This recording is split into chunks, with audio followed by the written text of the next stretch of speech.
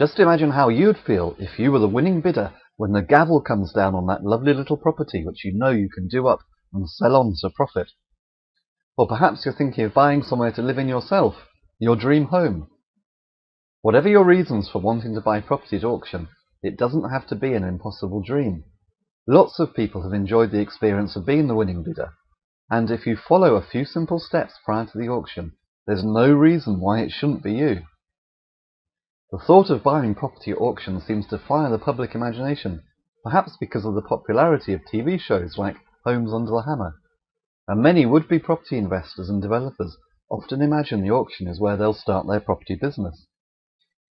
If you know what you're doing, buying property at auction can be extremely profitable, but the flip side is that if you don't know what you're doing, it can also be extremely costly.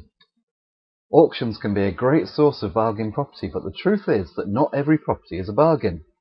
It's the auctioneer's job to encourage frenzied bidding, and there have been many times when a buyer has paid over the odds at an auction, only to regret it later.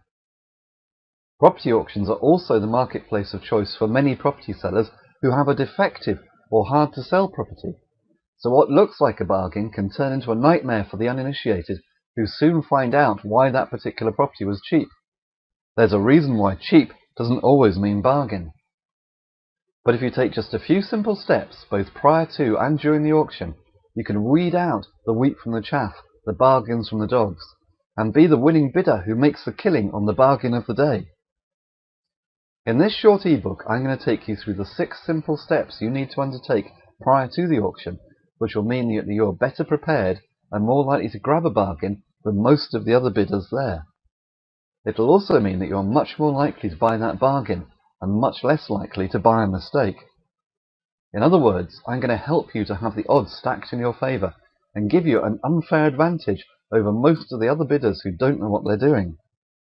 But that's not all. I'm also going to show you the 5 different types of property you'll find in an auction sale, so you can recognise the ones to bid for and the ones to avoid.